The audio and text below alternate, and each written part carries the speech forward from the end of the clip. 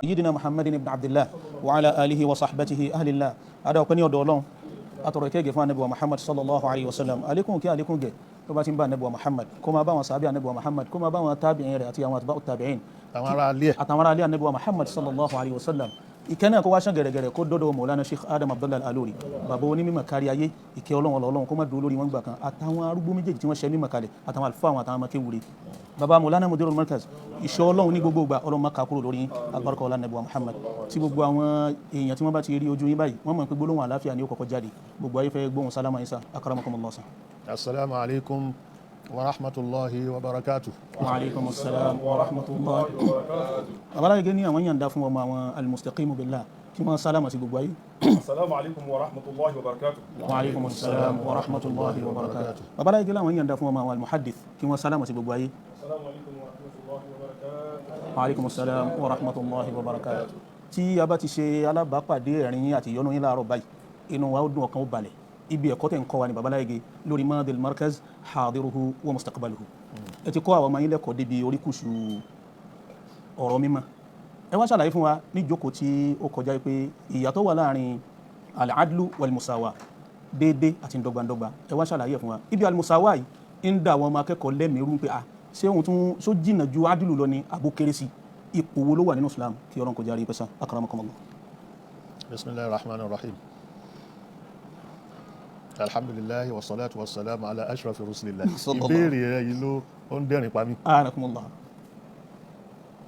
Azulmu. Akramakumullah. Àbòsí nìyẹn. Naam. Àti ṣàlàyé ẹ̀. Bẹ́ẹ̀ni sà.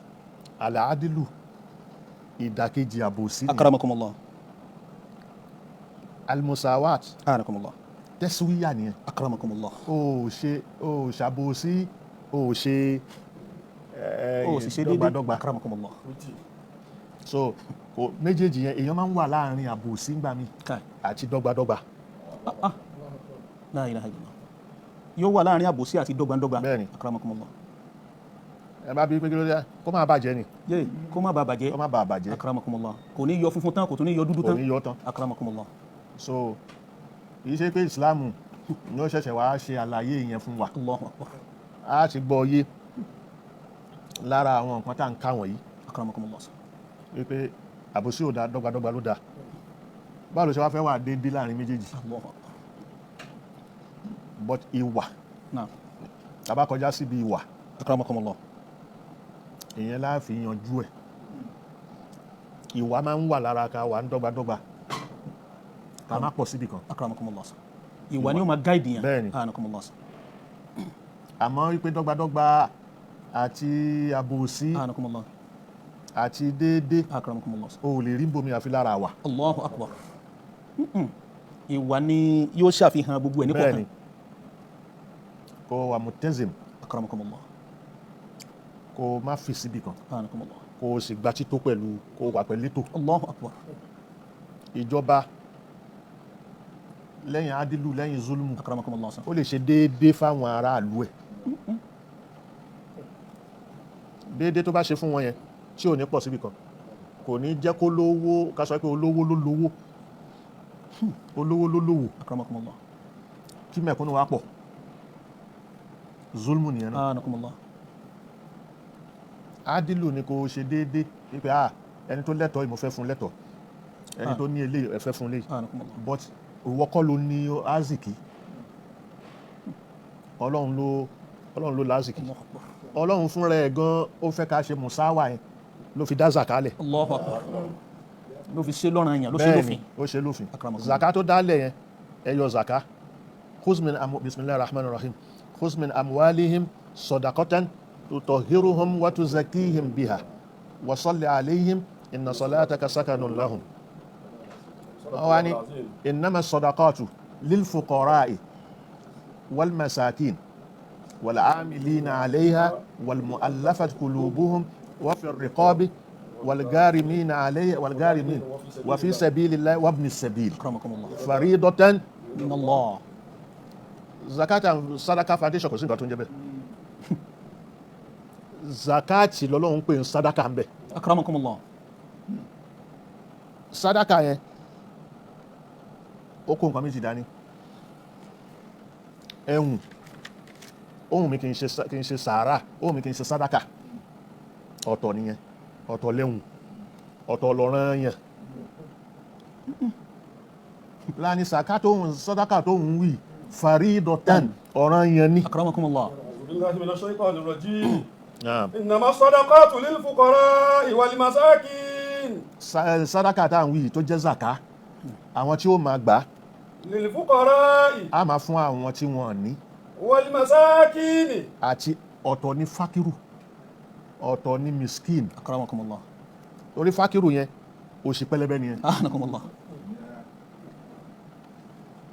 Miskin ó yàtọ̀, torí sikin ṣẹ́mọ̀ lábá ń lo kẹ́límà sikin fọ́bẹ̀, anakumullah. torí nǹkan tó ti lẹ́mìí tó lè ta wìrìwìrì ni lẹ́fẹ́ fi ọ̀bẹ lé lọ́rùn, ẹ fẹ́ sọ kó dákẹ́ jẹ́ tí ò ní káàrí balẹ̀. ní sikin. Òun ni sikin. So miskin ẹni tó já sí pé àìní kò ní ló sọ ọ́ dẹni tó dákẹ́ jẹ́. Allahu akbar. Òṣì ló fi lára balẹ̀, òṣì tó fi lára balẹ̀ kò ní lọ bèèrè lọ́dọ̀ ẹlòmíì, akramakumullah. yóò dákẹ́ jẹ́, yóò máa ra bẹ́ẹ̀ jẹ́, irú àwọn nìyẹn. ìyàtọ̀ láàrin alfakiru wal miskin. ó ní baba alágége yanjú láàrin ìṣẹ́jú yìí. والعاملين عليها Àwọn tó ń ṣiṣẹ́ lórí ẹ̀ta ní ẹ lọ gbà wá, wọ́n ń fojú rí owó, wọ́n ń fojú rí nǹkan tí wọ́n yọ ní zaka. Owó nìkan kọ́ ní zaka, akramakumullah. wọ́n èyí sì yọ zaka nínú nǹkan lò, akramakumullah. nǹkan tó ń lò wọ́n yọ zaka lórí ẹ̀. Èyí tí wọ́n yọ zaka lórí ẹ̀ tó jẹ́ nǹkan lò yìí, òun lò ní kò kádùn, lílò ló ń lò, òun lò lọ kò pé haulu, akramakumullah. kò pé ní sọ́ọ̀bù. akramakumullah. Èyí tí zaka ń dúró lé lórí olówó oṣù, mo ṣe ń sọ, ẹni tó ń gbowó oṣù kò nídìí zaka. akramakumullah. Ọlọ́run ò béèrè zaka lọ́wọ́ Ọlọ́run rẹ̀. ò béèrè zaka lọ́wọ́ nítorí pé owó oṣù ni, tó yẹn pé tí o bá ṣiṣẹ́ owó yẹn ò ní kò lè wọlé. wọlé. So yóò máa ṣiṣẹ́, ìjọba ti wá pé owó ẹ̀rí lọ́dún o, wọ́n ti fi sínú lẹ́tà tí wọ́n fi gbà á, wọ́n máa gba iye báyìí lọ́dún, iye báyìí ló ń jẹ́ lóṣù, iye báyìí ló ń jẹ́ lọ́dún. So owó tí wọ́n bù fún lọ́dún yẹn wọ́n wá gbé sí pé ok ó ṣiṣẹ́ 35 years àwọn fẹ́ dá dúró, owó oṣù tí ó máa wá gbà kò ní tó yẹn mọ́, kò ní tó yẹ tó ń gbà lásìkò tó lágbára ti fi lásìkò tó fi ń ṣiṣẹ́. ṣiṣẹ́. Wọ́n kàn máa fún lówó kan pé ìwọ náà máa fi jẹun tó rà ti lò ẹ́ Allahu akbar. nígbà tí o ti wá rìtáyà. o ti wá rìtáyà. Nǹkan tó fún yẹn, owó oṣù yẹn tí wọ́n gé yẹn ó lè jẹ́ ìdajì owó oṣù ẹ̀. Allahu akbar. Ní so kó kàn máa fi sustain kó máa ìṣẹ̀mí fi rẹ̀. sustain ìṣẹ̀mí ẹ̀, òun ni. So kó máa ṣe bẹ́ẹ̀ yẹn, kẹ́nìkan wá rí pé owó tó fẹ́ gba gratitude rẹ̀ tí ó gbà wọ́n ti bá ṣì, ó gbọ́dọ̀ yọ zaka báyìí níye báyìí ń bẹ o, ìrọ̀ ló ń jẹ́ bẹ́ẹ̀, Allahu akbar. ìdọ́gbọ́n gba owó lọ́dọ̀ àwọn èèyàn ni. Allahu akbar. lọ́dọ̀ àwọn aláìní. Bẹ́ẹ̀ni. tó náà náà súnmọ́ aláìní. Aláìní ni, Allahu akbar. aláìní ni ẹni tí zaka sì rè hakun alal agniyai riayatal fuqara'i yakuna li ikha. bi ikha ala asasil bina'i. So bí owó oṣù yẹn ta ni kó mú wáyìí bẹ́ẹ̀ ni sà. kò lè yọ zaka ń bẹ̀ akramakumullah. irú àwọn ìran tí wọ́n rí báyìí zaka ò wọnú owó wọn. rárá. akramakumullah. Mo challenge àfà tó bá ní zaka wo owó ẹ̀. akramakumullah. láwọn òṣìṣẹ́ tí wọ́n ń gba owó oṣù. wọ́n ń gbowó oṣù. tẹ́ńpé owó oṣù tí wọ́n ń gbà gan kò kábùkátà lé wọn. Bẹ́ẹ̀ni, àfi tí ó bá jí. Allahu akbar. Ó sì jí yẹn zaka ò lè fọ́ mọ́. ẹ má wá yín pósì ẹ̀sìn wọn lọ́rùn kó má jẹ́ pẹ́yìn gan lẹ́tún sọ wọ́n di pé ká tún máa jalè sí. akramakumullah. والمؤلفة قلوبهم Àtàwọn tí a fẹ́ fi ṣe wọ́n lójú kòkòrò, tí a fẹ́ fà wọ́n sí inú Islam, akramakumullah sà. ó lẹ́tọ̀ọ́ zaka. A ti rí i pé níbi tó wà wọ́n ṣe dáadáa fún, àbí wọ́n ń ṣe nǹkan kan fún, bẹ́ẹ̀ pé nǹkan yẹn ló dúró lé lórí pé tóun bá ti fi kíní ilẹ̀ ní ìsìn wọ́n dáhùn dára wọn. akramakumullah sà. A wà máa fún, Allahu akbar. a máa fún zaka yẹn. وفي الرقاب Ẹni tó jẹ gbèsè ó jẹ báǹkì lówó lápèjúwe àbójẹ́ èèyàn náà lówó وفي الرقاب والغارمين àti وفي الرقاب ẹkílẹ̀ ń pè yẹn bọ́kùnrin ẹni tó wà ń gbékùn akramakumullah الله tó wà lóko ẹrú bẹ́ẹ̀ ni sà so wàlgárìmí والغارمين àtẹni tí ó ta fine akramakumullah وفي سبيل tàjẹ́ ń tààrà akramakumullah Yorùbá ni mo fẹ́ lónìí الله tàjẹ́ ní tààrà akramakumullah وفي سبيل الله tó sabilillah owó zaka náà wọ̀ kí ni sabilillah ilé kíwú wà ń bẹ̀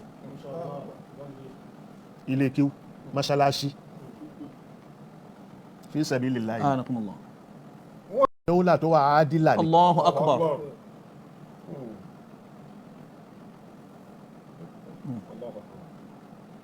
so ní إن الله ينصر الدولة العادلة ولو كانت كافرة ولا ينصر الظالمة ولو كانت مسلمة ọ̀tọ̀ وعدل الدنيا قيامها وظلمها هدمها ọkọ̀ kí kìyàmù ayé yìí naam adluha òun ni dọ́gbadọ́gba bẹ̀ akramakumullah وظلمها wà zulmù nínú káṣàbòsí هدمها òun ni kò fẹ́ wò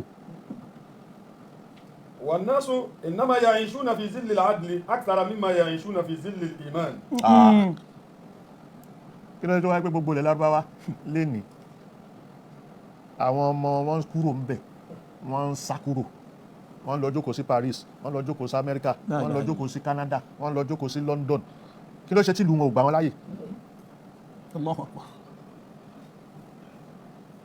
ìṣẹ̀mí táwọn èèyàn ń lò lórí dọ́gbandọ́gba ni kò lè ṣe lórí ìmánì àgbọ́rọ̀gbọ́n akramakumullah وإن العدل أساس الحياة فيه تستقيم الأمور وتسود المحبة بين الناس وبغيابه تعم الفوضى وينتشر الظلم tí ó bá ti ṣe ádìlù ẹ máa rí crisis ni akramakumullah ẹ máa rí crisis